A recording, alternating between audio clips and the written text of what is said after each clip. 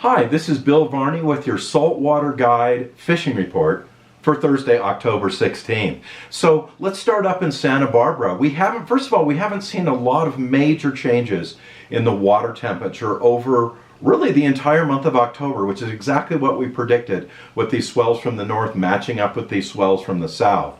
So that in itself is very interesting and has led to some really good fishing in most places, although it has begun to slow down. And with a small caveat, I would like to say that this time of year, a lot of folks are back to school, back to work. We don't have as much coverage on the beach, so we don't get as many reports. We don't have as many anglers. So maybe there's stuff we don't know, and also there's fish that aren't being caught because nobody's down there. So let's give a look up north to Santa Barbara. Santa Barbara fishing for halibut remains good. Perch fishing also remains good up there. One of the best baits for catching legals this week was 6-inch white swim baits. Whether it's in a grub style or it's in a swim bait style, those seem to be the best baits used right now, along with Lucky Craft and Battlestar lures with a slow retrieval along the bottom for halibut. I'm looking for that bite to pick up, particularly in the wharf area, by the Sandspit, which is the opening of the harbor, and then down just south of East Beach there at the White Estate. All of those places are traditionally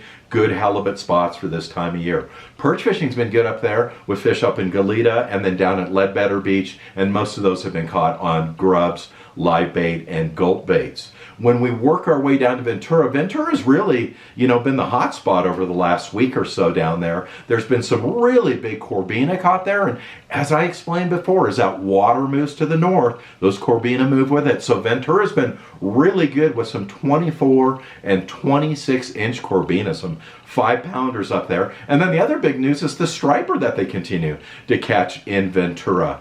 And both the striper and some of those corbina have been caught on the Battlestar and the Lucky Craft lures, and the others have been caught on sand crabs in that area. So now we need to move down to the Malibu area. I haven't received any reports over the last week from Malibu, and that doesn't really surprise me, as I said earlier, for this time of year with people going back to school and to work and so forth. But this is when that Malibu area really begins to turn on for barred perch, walleye perch, and calico surf perch. That is one of the only zones in Southern California that have calico surf perch, and they've got some really big ones up there. So it's lining up for all of the beaches in those areas to provide some really good fishing for those. We just need to get a little bit more coverage on that areas up around Malibu. And some of the beaches you always want to keep your eye on up there are El Matador, La Piedra Beach, El Pescador, Leo Carrillo, Sycamore Cove, Thornhill Broom Beach, and then all the way up to Point Magoo.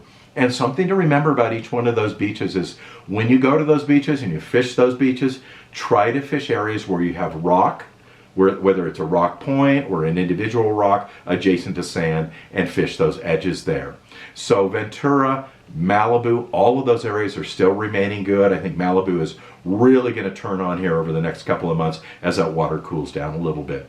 And now we make our way down to the South Bay. South Bay continues to be, once again, a decently hot spot. There's been quite a few corbina, yellowfin croaker, and some bigger perch caught there. But really the big news this week was a over 30-inch striper caught at Manhattan Beach on 2 sand crabs. So the striper all along the coast are still out there, and as we've talked before, those stripers will eat anything from a lure to any type of live bait. They are out there as predators looking for anything that they can. So that remains good in the Manhattan Hermosa area with perch and occasional striper and some corbina. And then when you go down to the Redondo, really all the way down to the Palos Verdes stretch, you've got Redondo, Torrance Beach, and then you have Rat Beach right after Torrance, right against the Palos Verdes Peninsula there. That has also been good for some corbina, although they've definitely been slowing down. But really the big news has been these really big yellowfin croaker, these 4 or 5 pound yellowfin croaker that guys and gals are taking on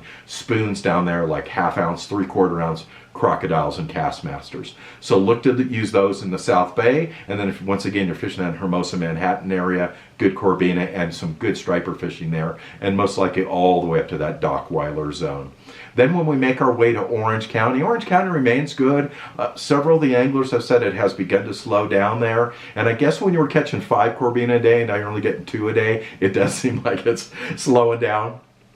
But other than that, it remains good. Probably the best spots down there are somewhere between the Huntington Cliffs and Anderson Street and Surfside. That zone seems to be one of the more active areas. But there are a few sand crabs left there. I think we're seeing more sand crabs up in the Hermosa, Manhattan area. Those will surely go away. There's a few left in Orange County. Most of the ones in Orange County you'll find underneath piers.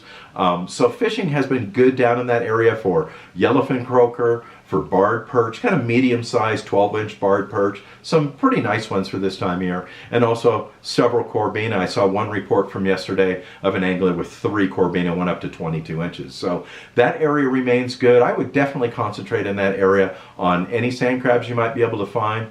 But in addition to that, you're looking at mussels, clams in particular this time of year, and then lug and bloodworms. Those will all work along with ghost shrimp down there at the beach. And then when we make our way to San Diego, you know, the water has cooled down there dramatically over what it was really 2 weeks ago, and this has really slowed the fishing down. There's been some reports of yellowfin croaker and smaller perch down in that area. That seems to be keeping anglers busy, and it seems like some of the best areas are, you know, kind of right around the Del Mar, Ponto zone, the Carlsbad Ponto zone, and then down in Del Mar along the Dog Beach area seem to be the better areas for surf fishing in San Diego. I don't think we're going to see big changes over the next couple weeks because I really do think the water's going to stay moderate until we get into November. So that's your fishing report for Thursday, October 16th, and thank you so much for watching. Thank you for watching our surf fishing report. To learn more about surf fishing, go to yoursaltwaterguide.com, where you'll find videos, dozens of articles, and our weekly surf fishing game plan to help make you a better angler on the beach. Once again, yoursaltwaterguide.com. Thank you so much for watching.